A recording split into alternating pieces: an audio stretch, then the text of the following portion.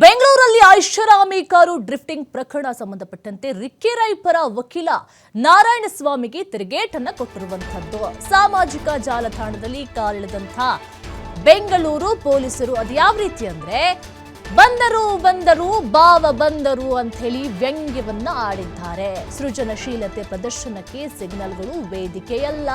ಸಾಮಾಜಿಕ ಜಾಲತಾಣದಲ್ಲಿ ಪೋಸ್ಟ್ ಹಾಕಿದಂತ ಪೊಲೀಸರು ರಿಕ್ಕಿ ರೈ ಹೇಳ್ತಾರೆ, ಕಾರ್ ಚಾಲಕ ನಾನಾಗಿರ್ಲಿಲ್ಲ, ನಾನು ಡ್ರೈವ್ ಮಾಡ್ತಾ ಇರಲಿಲ್ಲ ಅಂತ ಹೇಳಿ ನಾನವನಲ್ಲ ಅಂತ ಹೇಳಿದ್ರು. ಪೊಲೀಸರು ಅದು ನೀನೇ ಅಂತ ಹೇಳಿ ಬೆನ್ನು ಬಿದ್ದು ಸಿಸಿಟಿವಿ ಎಲ್ಲವನ್ನು ಕೂಡ ಚೆಕ್ ಮಾಡಿದಾಗ ರಿಕ್ಕಿ ರೈ ಅವರೇ ಕಾರ್ ಚಾಲನೆ ಮಾಡ್ತಾ ಇರೋದು ಗೊತ್ತಾಗುತ್ತೆ. ತದನಂತರ ವಾದ ವಿವಾದಗಳು ಎಲ್ಲ ಆದ ನಂತರ ಪೊಲೀಸರು ಈಗ ಸೋಷಿಯಲ್ ಮೀಡಿಯಾದಲ್ಲಿ ಪೋಸ್ಟ್ ಮಾಡಿರುವಂಥದ್ದು ವ್ಯಂಗ್ಯವಾಗಿ ಬಂದರು ಬಾವ ಬಂದರು ಅಂತ ಹೇಳಿ ವ್ಯಂಗ್ಯವನ್ನು ಆಡಿರುವಂಥದ್ದು. ಸೃಜನಶೀಲತೆ ಪ್ರದರ್ಶನಕ್ಕೆ ಸಿಗ್ನಲ್ಗಳು ವೇದಿಕೆಯಲ್ಲ ಎನ್ನುವಂತಹ ಮಾತುಗಳನ್ನು ಸಹ ಹೇಳಿರುವಂಥದ್ದು. ಸಾಮಾಜಿಕ ಜಾಲತಾಣದಲ್ಲಿ ಪೊಲೀಸರು ಪೋಸ್ಟ್ ಅನ್ನ ಮಾಡಿರುವಂಥದ್ದು. ವ್ಯಂಗ್ಯವನ್ನು ಆಡಿದರೆ ಟೀಕೆಯನ್ನು ಮಾಡ್ತಾ ಇದ್ದಾರೆ, ಖಂಡಿತವಾಗ್ಲೂ ಕೂಡ ಇದನ್ನು ಮಾಡಲೇಬೇಕು.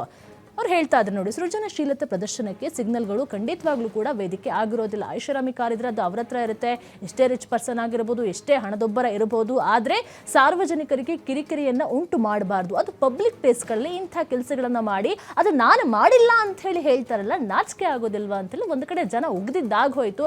ಅದಾದ ಮೇಲೂ ಸಹ ಇಂಥ ಪ್ರಕರಣಗಳು ಮತ್ತೆ ನಡಿಬಾರ್ದು ಎನ್ನುವಂಥ ನಿಟ್ಟಿನಲ್ಲಿ ಬಹಳ ತೀವ್ರವಾಗಿ ಖಂಡನೆ ಮಾಡಿರುವಂಥದ್ದು, ಟೀಕೆಗೆ ಒಳಗಾಗಿರುವಂಥದ್ದು.